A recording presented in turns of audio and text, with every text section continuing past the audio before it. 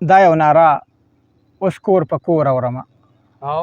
دا یو ناره اوس کور په کور اورمه دا یو اواز و فلور په لور اورمه وایي هر څه شته دی خو سکون نشته دی هغه ښایسته ښکلی ژوندون نشته دی نه پکې مینه محبت پاتې دی هر خوا نفرت نفرت نفرت پاتې دی په ژوند کې خوند نشته لذت نشته دی دا ګیر چاپېره برکت نشته دی خاورې سکون به کنډر زړه کې راشي خاورې به مینه زمانه کې راشي چې موږ ځان لرې د قرآن ساتو د خپل وړګی ویران ویران ساتو اخر دا موږ برباد برباد ولی شو فرقه فرقه تضاد تضاد ولی شو ځکه چې موږ په قرآن نه پوهېږو نه په معنا نه په تفسیر نه په معنا پوهېږو موږ بیالوجي او کیمسټري زده کړله موږ فزیکس او ریاضي زده کړله موږ د مینډل او د نیوټن فلسفه د رذرفورډ او د ډالټن فلسفه موږ په زیر زور زده کړلې دا فلسفې نو اخر پرې خودي د چا فلسفې ډېر ښه موږ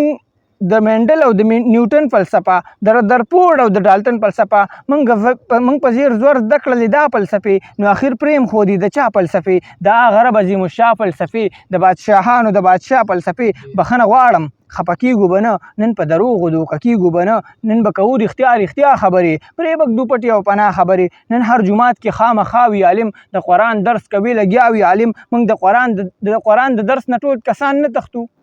د قرآن د درس نه ټول کسان نه تښتو هم بوډاګان هم ځوانان نه تښتو ای خلکو واورئ که دا حال وي زموږ که سره د ایمانه دا اعمال وي زموږ دا ظالمان حکمرانان به وي تل موږ ته ارزان څیزونه ګران به وي تل نړۍ به واړه ګټې وکړي زموږ د دې وطن تاوان به وي تل چېرته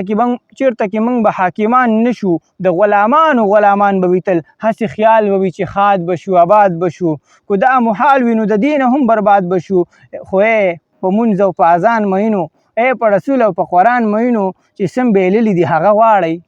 ځان له یو لویه خزانه غواړئ ځان ته ژوندون ښایسته غواړئ ځان ته یوه بله موقع غواړئ بیا په کافرو غلبه غواړئ خپل روب او دبدبه غواړئ بیا عدالت او عدلیه غواړئ ځان ته آزاده ترانه غواړئ د ورورولۍ معاشره غواړئ د ژوندانه نه څه خواږه غواړئ نو راشئ واورئ نصیحت زما هم نصیحت هم وصیت زما چې اول خپله دا قرآن زده کوئ بیا یې په خپل ټول خاندان زده کوئ د هر یو لفظ په معنا پوهه کوئ ځان په کلمه پوهه کوئ ځان بس دا یوه چاره ده پاتې زموږ بس دا یوه اسره ده پاتې زموږ خو بس په دې عمل کوونکي جوړ شو او بس د دې په لاره تلونکي جوړ شو د هر سړي نه به عمر جوړ شي د هر یو ځوان نه به حیدر جوړ شي ژوند به هم د عایشې په شان شي د سمیې او فاطمې په شان شي بیا به موږ غلامان نه یو